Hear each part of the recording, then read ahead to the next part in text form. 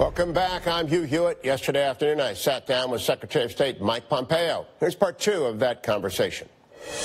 Let's turn to Iran. Probably the greatest exporter of violence in the world on a daily basis that we can see. Do you foresee having to use force if they continue on a nuclear path? Boy, I sure hope not.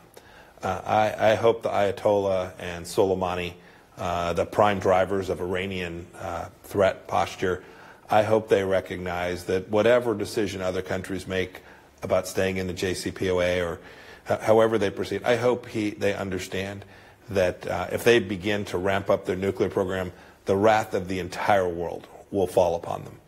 And so it is not in their practical best interest to begin that. Whatever happens to the JCPOA, I think the Iranians understand that.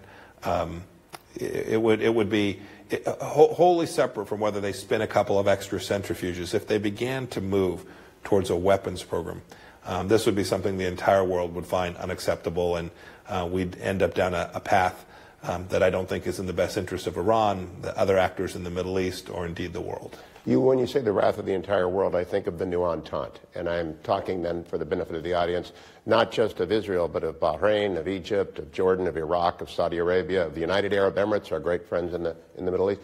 Would they support that wrath descending on Iran in the form of American military action if they move this way? Yeah, when I say wrath, don't confuse that for military action. When I say wrath, I mean the opprobrium and economic power that fell upon them. That's what I'm speaking to. I'm not talking to military action here.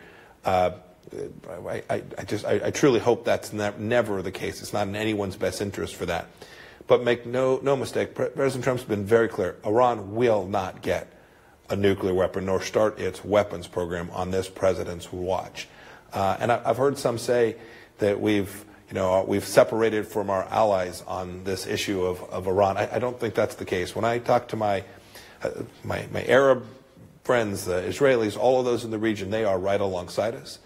And even when I speak to the Europeans, with whom we have a difference about the JCPOA, they too understand the threat that Iran presents, whether it's malign activity with Hezbollah, or in Yemen, or in Syria, or in Iraq, or its missile program that is launching missiles into airports that Westerners travel through. There is a unified understanding of Iran's malevolent behavior, and it will be an incredibly united world should Iran choose to head down a nuclear weapons path. You mentioned General Soleimani. They only understand force sometimes. They are trying to move into Syria, where they have put the Revolutionary Guard and the Quds Force again.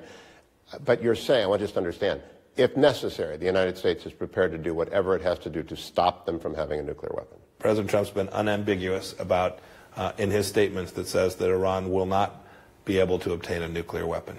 Now, remember, too, Hugh, it's important to remind your viewers, the previous agreement permitted them to continue to enrich uranium. Right? We cut a tougher deal on our allies, the Emiratis, than we did on the Iranians with respect to nuclear power. So I laid down a dozen items that we're asking Iran to do. If your viewers go look at them, they're all simple things. They're simply saying, become a member of the community of nations, right? Stop launching missiles into non-hostile nations. Cease support of terrorism around the world. Don't go down the path of a nuclear weapon system. The asks from the United States in order for Iran to return to the community of nations are all we ask of other countries around the world to be part of the international system. Anyone who follows your Twitter feed, and I do follow Secretary Pompeo, knows that in the last 2 weeks you've done more democracy support in Iran than happened during the Green Revolution under the previous administration. Is that going to be a mark of the Secretary Pompeo years at state that you're just going to support the democratic movement in Iran? I think it's a mark of President Trump and our administration. We are very hopeful that there will be an increase in the democratic values and the capacity for Iranians to speak their mind inside the Islamic Republic of Iran. Let me switch finally to the question of how diplomacy has changed. You used to be able to count armies or missiles or airplanes. Now the weapons are not visible. You used to see them at Langley in your time as director of CIA. How do we know who's got the weapons in the world of cyber, and how are you working with Secretary Mattis to assess and use diplomacy vis-a-vis those weapons? So it's a great question, Hugh. The range of instrumentalities of the scope of the battlefield has changed with the advent of cyber activity. The good news is the United States is unrivaled in our capacity to identify bad behaviors. Doesn't mean we pick them all up. Doesn't mean we can't be misled. But we have incredibly capable cyber teams spread throughout the United States government, both in the Department of Defense and elsewhere, who are watching. They're watching what folks are doing around the world in cyberspace. We have the capacity to respond. As a diplomat, one of the fundamental things that Secretary Mattis both agree on is that a cyber attack does not necessarily need to be responded through only through a cyber means. That is, if they engage in something that approaches or becomes a true act of war, then the responses that the United States need to take aren't limited just to a cyber response. There'll be times when the United States government decides that's the most appropriate place, because you can, in fact, do it quietly. You can respond in the cyber world by sending a message that the entire world doesn't necessarily see, but your adversary may well see.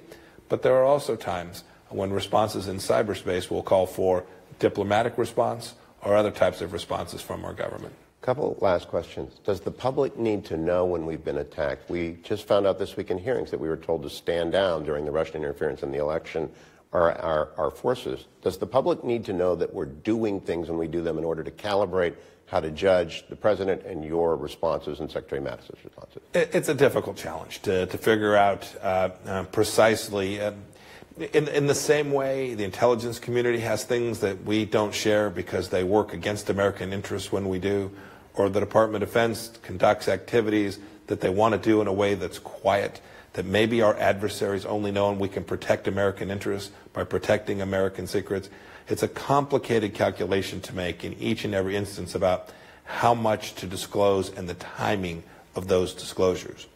However, when it comes to U.S. domestic issues, as it was in that case, I do think there is a thumb on the scale for disclosure. That is, I was speaking more about things that happen internationally or in the security realm. When it comes to our elections and U.S. democracy, I definitely think there's a thumb on the scale with respect to sharing with the American people the threats that are around them. Secretary Mike Pompeo, thanks for having us at the State Department. Thank you very much. It was wonderful to be with you. My thanks again to Secretary of State Mike Pompeo for this interview.